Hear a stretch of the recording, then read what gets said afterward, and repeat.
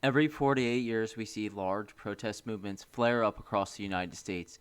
And even now, we see this movement across the globe in all European cities or any city with a large population of people with European descent as a way to force people to participate in democratic elections in an attempt to fix or progress society. In America, we are most familiar with BLM, Antifa, and now even right wing militia groups too, like the Proud Boys and Boogaloo Boys, where I think now everyone realizes that all parties involved are just these street level proxies for the intelligent network of the United States, whether they know it or not. And I would go further to say the liberal protest movements and now conservative, like militia, so called militia movements, are concerted one to entrap people into committing extremist crimes to further their narrative and department budgets ultimately. In addition to demoralizing conservatives into any type of effective, cohesive political action by funneling everyone into the GOP or democracy in general. While this process has been happening for a while, as the U.S. Army allowed multiracial soldiers since World War II, albeit they were segregated, it has reached this like new fever pitch with crackdowns and new positions being created to monitor for diversity and any type of extremist activity. But of course, like everything in the United States, it's gatekept, just like the protest movements as well, right? And in addition to the conservative debate around guns, it's all fake, right? Bottom line, they're trying to force people out of European descent, out of good paying jobs with benefits and pensions, as well as get rid of this obvious huge block of potentially risky people in the military. I think the situation is a little precarious in the United States, and that's why the stunts have to be so stupid and performative. I mean, we have street of evangel Christians, 20 something year olds. It's odd to think that people would have got this charged up over politics at a young age. Whereas the Tea Party skewed older and Occupy Wall Street, maybe they were like mid 20s to 30 somethings, including many professional types. And I think that's kind of what scared the government kind of about that protest. And people have noticed, the strong uptick in protest movement in the United States and worldwide since then as well.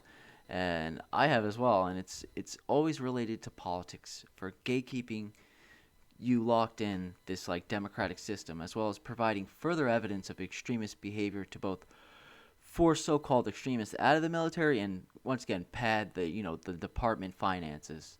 So book 9 of Homer's Odyssey is probably the most interesting in the whole compendium of his second famous epic because there's a lot going on in a book worth of text.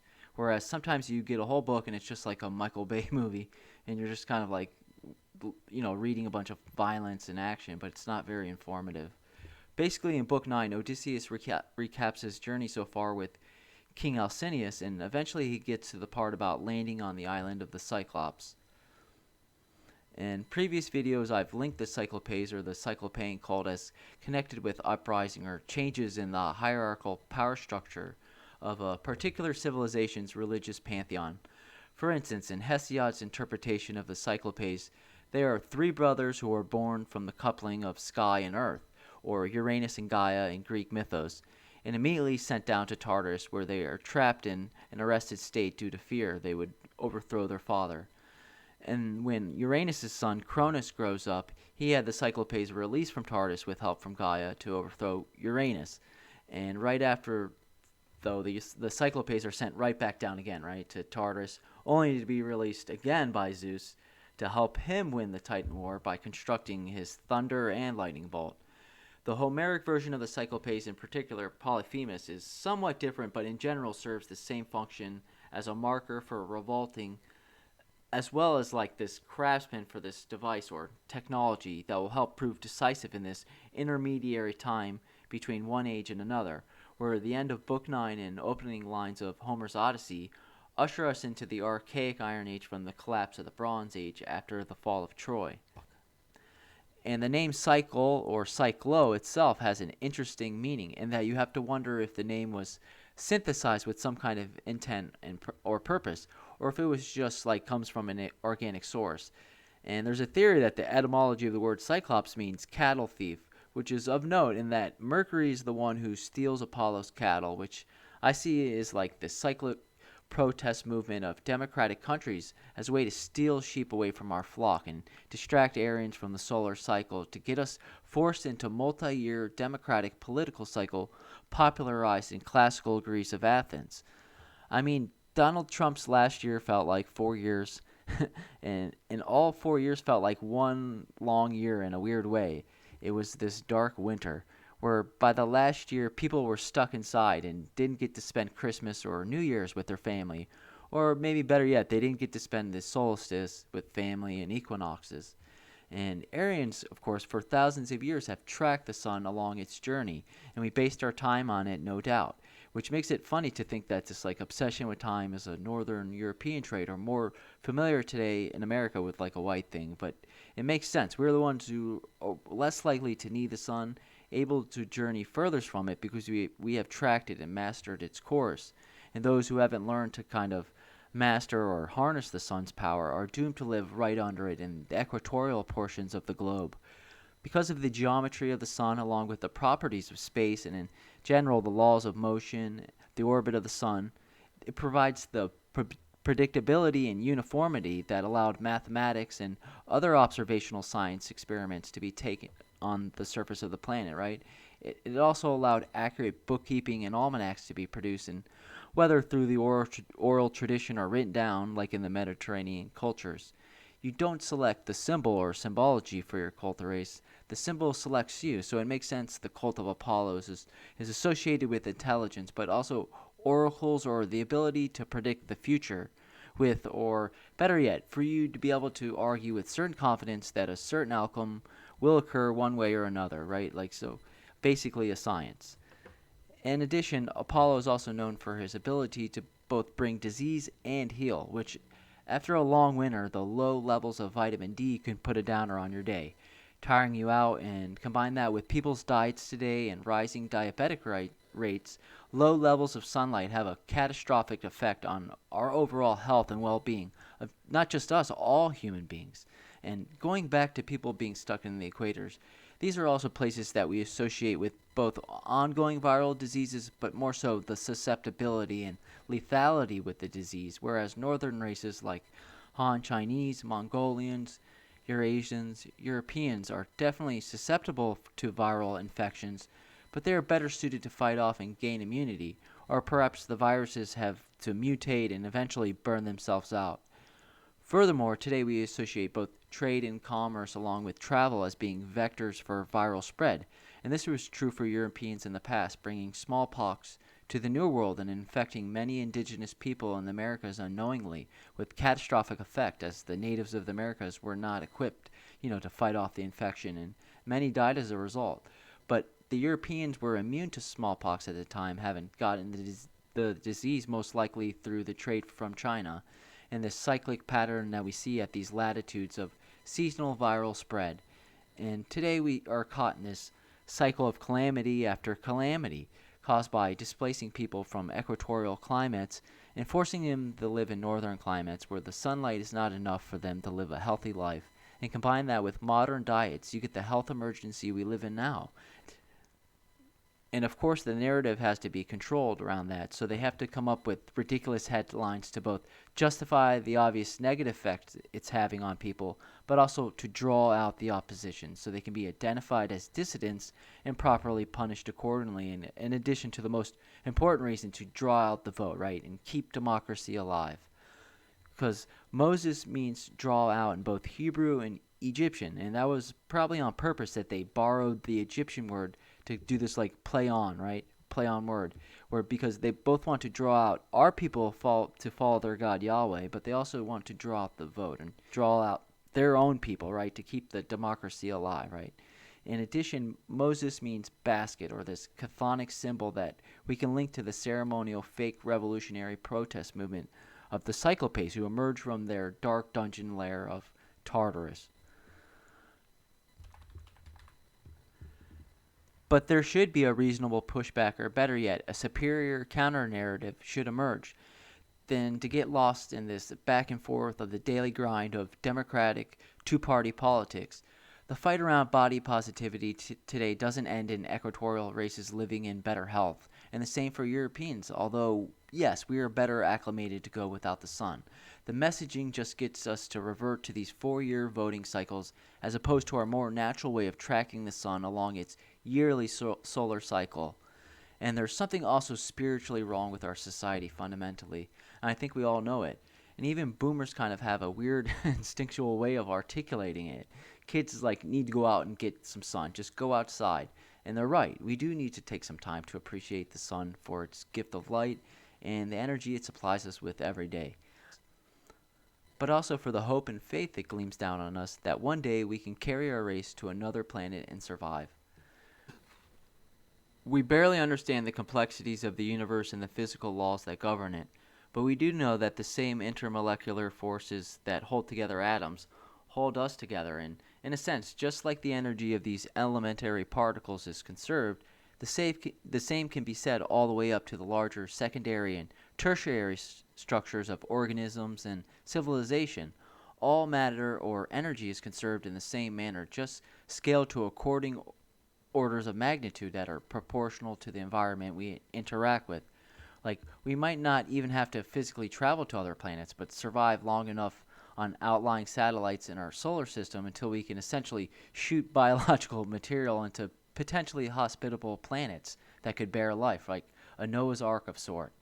Or even further out, we could discover and understand certain symmetries, redundancies, or maybe even glitches within the geometry or shape of the universe that would allow us to make equations or further mathematical theory to form a better language to understand how the universe works, both theoretically but also in a graphical sense. Perhaps there might be a better way to interface and interact with the universe that we don't know yet, some kind of computer simulation that we can create ourselves and join in. Again, just another level of redundancy or symmetry, another dimension of consciousness of reality. This is where people might get cloudy and they feel the need to just hurry and change things right away with democracy and the GOP. We need to elect this person now to change things. Act now, right? But things happen in cycles of every order of magnitude.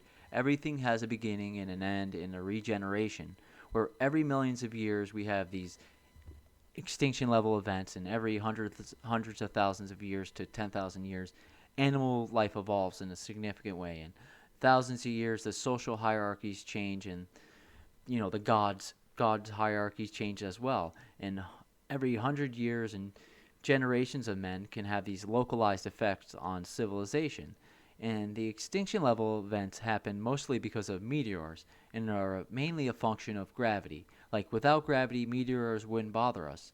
And gravity acts on a longer scale of time that humans can't perceive yet just with our eyes, right? And we have to rely on technology, instruments, and data keeping to figure out the science. And likewise, in the past, we knew the cycles and farmed or hunted based off the seasons, which, again, are a function of gravity or the Earth's trip around the sun. And it's time, I think, we spiritually reconnect with the sun and go back to a more holistic, heliocentric way of life and thinking. Our race itself is this nebulous organism that is going through an evolution or life cycle. We can further the theories and understanding of our ancestors as we dwell in this three-dimensional world. We can also access the information of our ancestors through instincts relating to our inheritance of genes, right, i.e. our intelligence, in addition to the passing of physical information through books, computers, and science. So in a sense, we live in a 4D world where we can move along this extra dimension of time to access the past information of our ancestors. And it's only recently with computers that we have such a breadth and instant access to it. So who knows what the trajectory slope of a technological advancement line actually looks like. Maybe the response is not proportional linearly, and the more advanced civilization becomes, the extinction events could become more frequent, but the possibility of survival greater. Maybe we can't grasp or understand that we are in a cycle or phase of evolution of planetary life or racial evolution that we still might be going on long after our mortal lives are done, right? It could be that we are just in a minor stage of many within this planetary life cycle or racial evolution. We are this quintessential farmer who can't see the extent of the field. Likewise, if you stand on the beach and watch the sunset, you can't see the edge of the earth or the curve, but you can see this 2D projection of the sun for what it is. But if you scaled up and looked through the lens of a satellite in orbit, you'll see the curvature of the earth and the sun, right? And it's interesting that the Greeks were able to kind of ascertain the curvature of the earth by observing how ships appeared on the horizon, right? By looking at this 2D projection of a sunny on a sunny day, right? And it's the light that sheds the truth on our natural world. It makes it possible to make sense of it, and to those who follow it or track and make use of it, grow the science and the cult. And if you ask an ancient Greek person to imagine what life would be like in the future thousands of years, they probably wouldn't be able to conceptualize or scale up orders of magnitude that maybe their race wasn't equipped to do at the time. The sun is our destiny, or a sun like it, and our rivals know it. And Richard brought this up in an interesting discussion the other day. And there's definitely a stark difference between our celestial gods and the Semitic Yahweh, who wishes us to slave away our mortal selves with creating a utopia on earth so we can live forever after we die in heaven, where the Aryan understands destiny is in the sky. Once again, the sun has selected us, and for our mortal selves to live forever, we have to leave this planet one day, right? The Aryan immortal sky god versus the Semitic chthonic god of sin. And we can't get too pessimistic because civilization ebbs and flows. Populations go up and down, and the whole world is kind of dependent on white people's ingenuity, so the situation is very dynamic. Can you support 1 billion equatorial Africans without a steady supply of penicillin and worldwide aid of food and other resources? Sure, the Chinese are stepping up and they're technologically advanced, but they suffer the same civilizational malaise as us with dropping fertility rates. Plus, they also lack a spirituality, too, that will drive them forward. Although you could say they still remain some hints of it from their imperial days. But I think the race is on. Like, we just got to get in the game. So how does this relate to Book 9 of the Odyssey? Well, Book 9 is important in that it proves how fluid everything really is and how we are just kind of like the cartoon, the Roadrunner, essentially just going about our business, right? Building cities that last thousands of years like Uruk, Babylon, Rome, Constantinople, even civilizations like Europe, the Americas, Australia, etc. Right? We just keep going. Sure, these people are pests, but we can't let them steal our sunshine. And most importantly, we just need to get their God out of our heads. They need to draw us out to vote and participate in their show of democracy, steal our cattle, but we don't have to participate in democracy to survive. We can form our own autocratic cults to control politics through cohesive and coherent voting blocks that follow orders to a T from their superiors. We can create our own better arts and literature to spur narrative. They need us. That's why they protest and rainbow up. Like everything in America, the cart comes before the horse, the triumph before the victory, a protest instead of a victory parade. The Romans didn't give triumphs to people for nothing. In Book 9 of the Odyssey, Homer has Odysseus give a recap of his journey thus far, and he talks about the Cicones of Ismarus in his first adventure after leaving Troy. We should realize things haven't always been like they are, and they're cyclic. Like, for instance, with the Cicones and Odysseus. At first, right, they're going through this great battle in the city, and Odysseus is winning the fight, but the Cicones, who we can understand as these sun-worshipping Aryans, call out for help, and soon they outnumber Odysseus' men and drive them out. And our rivals understand their precarious situation like Odysseus. If 200 million Americans just stopped giving a shit about these people's gods, well, we'd be well on our way. And this was a learning moment for Odysseus, as the theme of stealing the cattle from Apollo has to be developed, as well as the development of this metaphor, Bacchus, showing up in this transformation in the strategy, or a different flank being created at which to attack their Aryan competitors, as they were trying to venture further west after the fall of Troy, and more general, the late Bronze Age collapse. So let's read from Book 9 of Homer's Odyssey. From Book 9 of Homer's Odyssey. When I had set sail thence, the wind took me first to Ismarus, which is the city of the Cicones. There I sacked the town and put the people to the sword. We took their wives and also much booty, which we divided equitably amongst us, so that none might have reason to complain. I then said that we had better make off at once, but my men very foolishly would not obey me. So they stayed there, drinking much wine and killing great numbers of sheep and oxen on the seashore. Meanwhile, the Chacones cried out for help to other Chacones who lived inland. These were more in number and stronger, and they were more skilled in the art of war, for they could fight, either from chariots or on foot, as the occasion served. In the morning, therefore, they came as thick as leaves in bloom in summer, and the hand of heaven was against us, so that we were hard pressed. They set the battle in array near the ships, and the host aimed their bronze-shod spears at one another. So long as the day waxed and it was still morning, we held our own against them, though they were more in number than we. But as the sun went down towards the time when men lose their oxen, the Chacones got the better of us, and we lost 6 men from every ship we had, so we got away with those that were left. So again, it's helpful to understand how our rivals view us, but also their anxieties they have over their own security regarding their own race's existence. They are outnumbered and require a host or a flock of people to preach to and believe in their God. They fear us closing the gate and rallying people against their God just because of the discrepancy between populations. Our cult membership books could be 100 times theirs and should be. So they had to introduce this universal Bacchus to allow everyone into a cult that could be directed through mythos and reaching its aim by subversion through degeneracy. So you just think about the attitude of drug use today and how liberal it has become. Bacchus is the god of liberalism or liberty, and the same drug addicts today would have been flocking to the Bacchanalia festivals, and their cult ranks would have swelled. There were times earlier in Rome's history when the Bacchanal cults weren't allowed to have their mysterious rites and festivals. But there would have been a time when the subversion had reached a mainstream level where people would have felt safe disclosing their membership within the Bacchanal cult. And today, think of a high school party, or I guess maybe in the 2000s a rave. So the cults obviously existed in this underground function. Homer has to introduce Bacchus in an indirect way by saying that Odysseus has been giving a goat skin of wine for Maron, who is the grandson of Bacchus, and Maron is the son of Euanthes, the priest of Apollo. So if you just understand Bacchus as wine, you can see they have replaced the priest of Apollo with wine, unblended, which they can dilute with, which I have discussed in another video about metering of Apollonian transmission. Here we can link Odysseus with Jesus in the Last Supper, his 12 best men among him, the wine sacrament of Bacchus, and moreover, like Jesus, he is able to create more wine than he already had by diluting what he had in his skin, like making wine from water. And we understand this through cult initiation rites, where instead of this pure, concentrated, dark, sweet wine Odysseus first got from Maron, you end up with this 20 more parts than you started.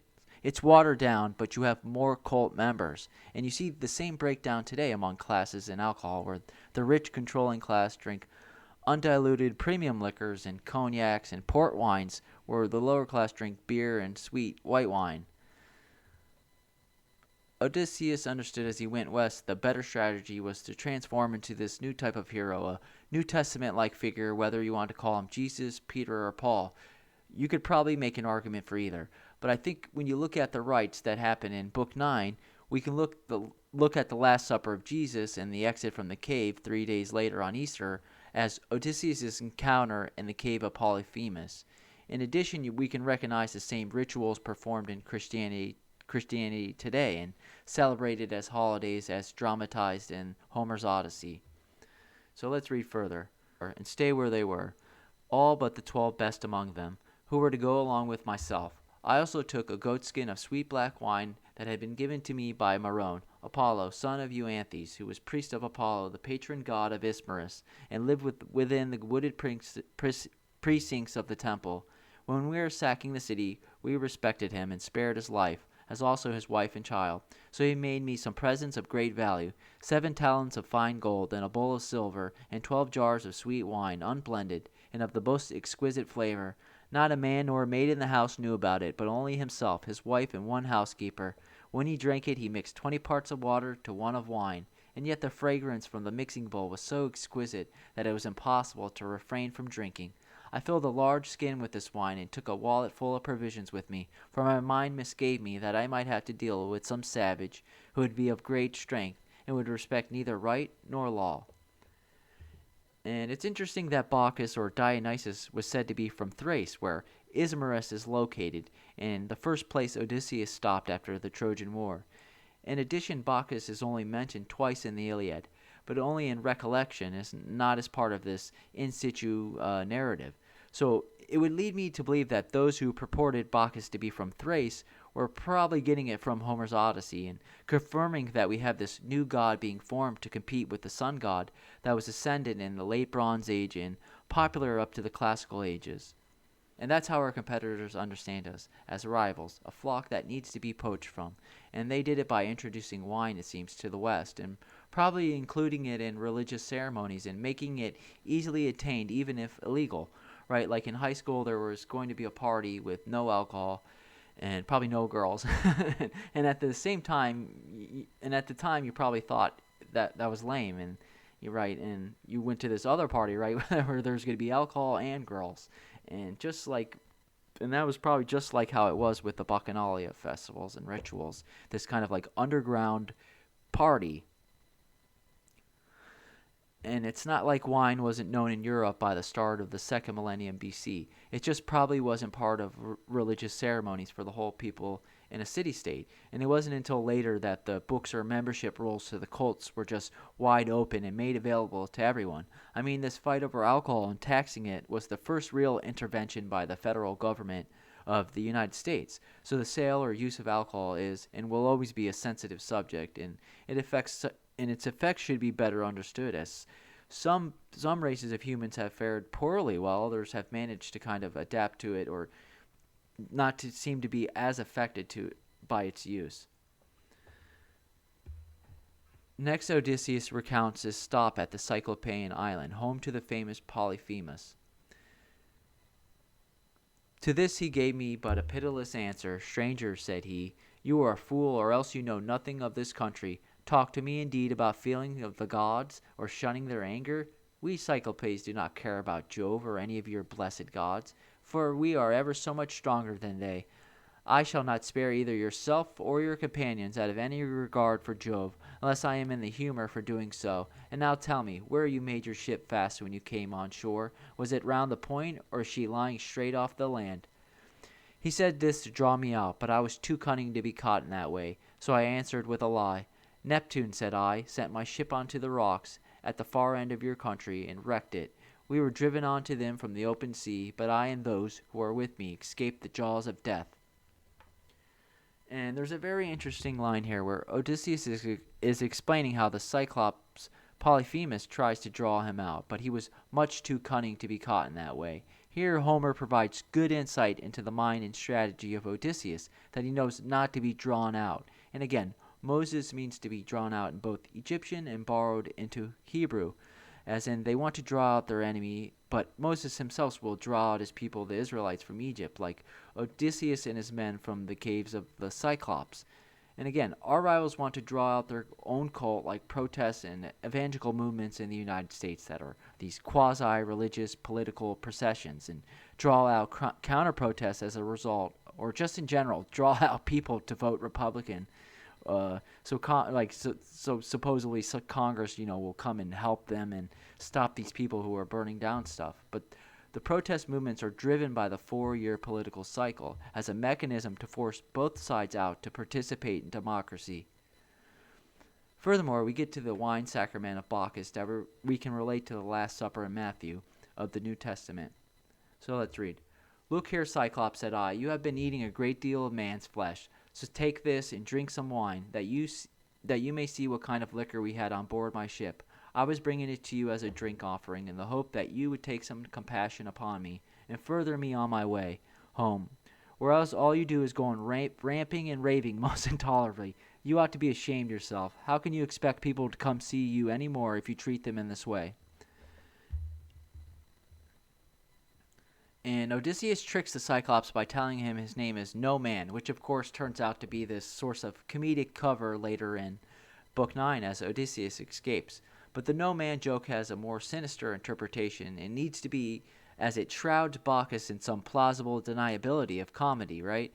And we can again link the cyclic nature of politics and protests, but perhaps to some kind of rites for choosing high leaders to certain cults, and this is done by surveilling them in the middle of illicit acts, thus allowing them to be extorted into compliance. And no man can, right? The joke is no man can know about it. Whoever is elected is essentially chosen before the democratic show is performed, and not that it's fake, but it's just a performative show in a metered way, right, to get this 50-50 split between both parties. Even if you lose the popular vote by millions, you in the election, Congress can still be almost 50-50 through this gerrymandering and electoral college. There's a lot of room for them to mess around. Another interpretation could be that Bacchus is a rising cult in the early Iron Age, but it's something that's also thought of being revolutionary or against the government. So people like act in this clandestine way to make it seem that it's in fact like revolutionary, but perhaps it was just only for a bit of excitement or just to blow smoke up their own butts, and the rituals weren't that crazy. And they were just like these cults or movements of today where they empower those at the top who really hold the power. Polyphemus is in a drunken stupor and he falls asleep on the second night, and Odysseus grabs his olive branch club and puts one end into the fire so as to poke the hot tip into the Cyclops' solo eye and thus blind him, part of his greater plan to escape with his men and the Cyclops' sheep. We can understand the burning of the tip of the olive branch club through the New Testament verse in the book of Isaiah, where Jesus turns the swords into plowshares. And an old friend on Twitter had posted this before, where someone had drawn an iconography of Jesus beating out the sword into a plowshare, and it reminded me of the Odyssey. And the same metaphorical dynamic works here, where this society led by a warrior class previously, of this structure of the Apollonian sun cult, second to the storm god Jupiter, replaced with the universal Bacchus, and also these similar cults of Vulcan, who was like Jesus, who was working the old warrior class sword into a plowshare, like the Roman smithy god. And of course, we can imagine Odysseus heats the olive branch into the fire of the furnace, or the furnace of Vulcan, before stabbing Polyphemus.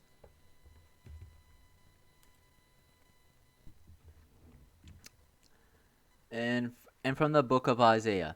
And he hath judged between the nation, and hath given a decision to many peoples, and they have beat their swords to plowshares, and their spears to pruning hooks. Nation doth not lift up sword unto nation, nor do they learn any more war.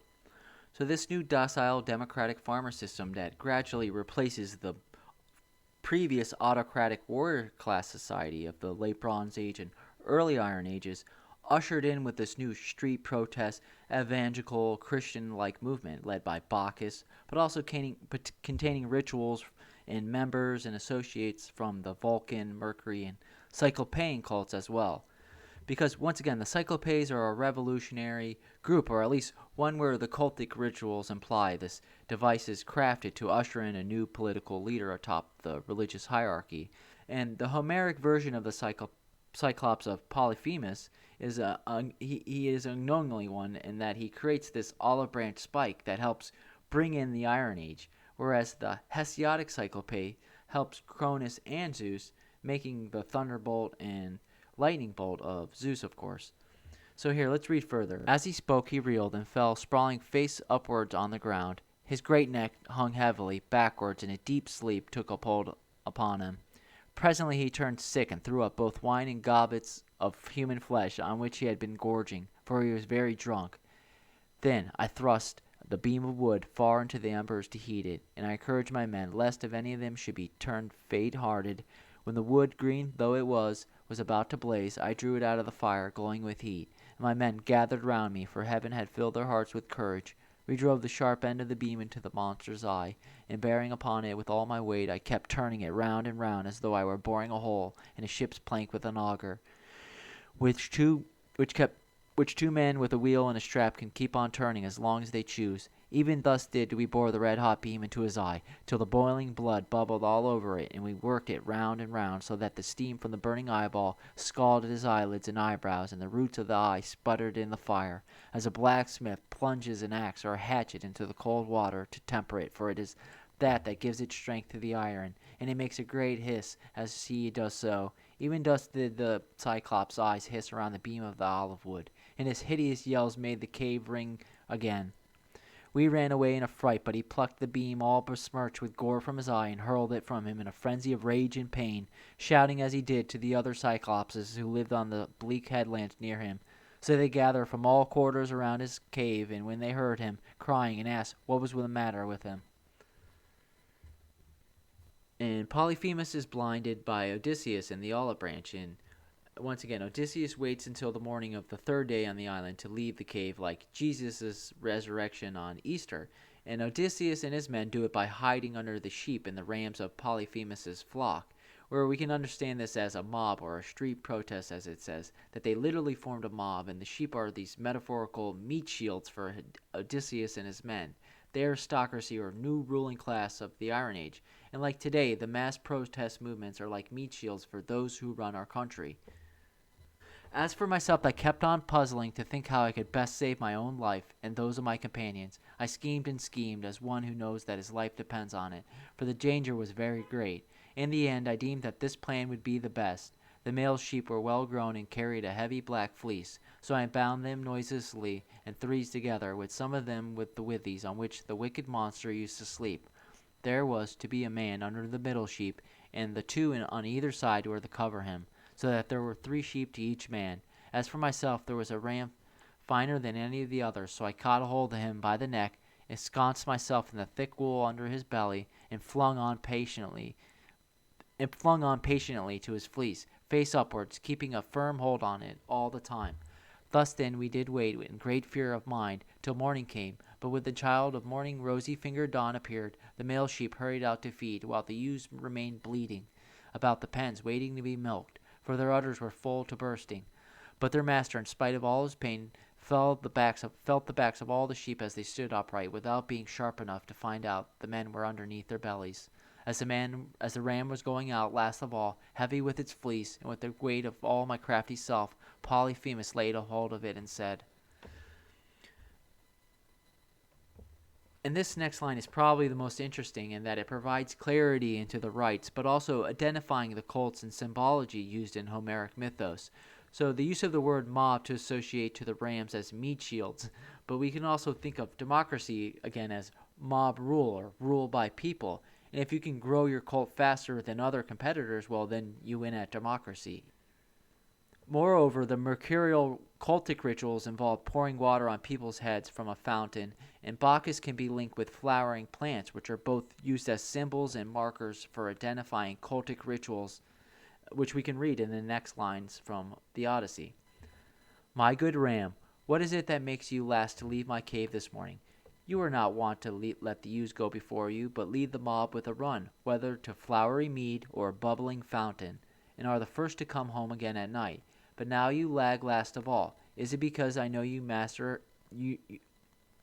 Is it because you know your master has lost his eye, and are very sorry because that wicked no-man and his horrid crew have got him down in dark and blinded him? But I will have his life yet. If you could understand and talk, you would tell me where this wretch is hiding, and I would dash his brains upon the ground till they flew all over the cave. I should thus have some satisfaction for the harm, as this no-good no-man has done me. As he spoke, he drove the ram outside, but when we were a little away from the cave and yards, I first got from underneath the ram's belly, and then freed my comrades. As for the sheep, which were very fat, by constantly heading them in the right direction, we managed to drive them down to the ship. The crew rejoiced greatly at seeing those of us who had escaped death, but wept for the others whom the Cyclops had killed. However, I made sign to them by nodding and frowning that they were to hush in their crying, and told them to get all the ship on board all at once and put out to sea. So they went aboard, took their places, and smote the grey sea with their oars. Then, when I had got as far out as my voice would reach, I began to jeer at the Cyclops. And Odysseus steals the sheep of Polyphemus, and Homer says they drive them towards the ship. And again, the whole point of the cyclic protest movements is to get us to worship democracy in this show act as a vehicle to drive the herd to participate when we should be worried about stealing back our son and growing our own distinct flocks. Close our gates and safeguard our flock. Mark Brauman says it best, Apollo is the enclosure. And in a sense, once you take the Roadrunner pill, there's no going back, only forward into the sun. The steely focus of the Roadrunner, never paying attention to the machinations and insane schemes the coyote throws at him in his neurotic obsession. The Roadrunner even has fun with it, a bit of the Jupiterian. Nothing wrong with having fun and being jovial. Don't let them steal your sunshine. Grow the flock. Gatekeep yours. And perhaps it's a bit pretentious to talk about people as though they are sheep. But does anyone really beg to differ? I'd rather have these sheep on my team where they can be directed towards more productive and moral endeavors than what today's society offers. And another interesting line that brings some clarity to our current swap of a system, where Polyphemus says that Odysseus has plied him with alcohol and taken advantage of him, and that he's now blinded, relating this to our modern day again, this surveillance of potential new leaders and essentially getting them to take advantage of people. And further, we can say that some things are seen even with closed eyes and no one could talk about it. It seems to be an elite cultic ceremony for selecting a new political or religious leader. On this he groaned and cried aloud, "Alas, alas, then the old prophecy about me is coming true. There was a prophet here at one time, a man both brave and of great stature, Telemus, son of Eurymus, who was an excellent seer and did all the prophesying for the Cyclopes till he grew old. He told me that all this would happen to me some day, and said I would lose my sight by the hand of Odysseus. I have been all along expecting someone of imposing presence and superhuman strength, whereas he turns out to be a little insignificant weakling who has managed to blind my eye by taking advantage of me in my drink. Come here, then, Odysseus, that I may make your presence to show my hospitality, and urge Neptune to help you forward on your journey. For Neptune and I are father and son. He, if so will, shall heal me, which no else, neither God nor man can do." And people are learning. I mean, one guy even predicted the outcome of the election, all the wily coyote-like plans and devices surrounding it to a near T. We have to realize our rivals fear our numbers and our ability to gatekeep and draw sheep from their flock. And people are learning and are gatekeeping, but also engaging in science, arts, politics, and in the enclosure, not in the open field of political battle where the odds are stacked against us.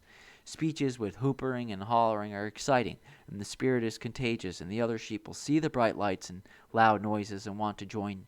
And you have to mind the gate. Understand the symbol will have selected them, and the logic of your argument and the intelligence will radiate in the beauty of the artistry of the truth or the light. Maybe think in terms of this, going on our own way and becoming an industrious people for our own selves, not a slave for this democracy. They need us, not the other way around. Take the Roadrunner pill and accept that our bigger struggles in the survival of our race and proclamation of it, and that entails harnessing the power of the sun, one way or another. And yeah, even if we leave this planet, one of these pests is going to stow away in the flux capacitor manifold. But so what? Don't let these people steal your sunshine.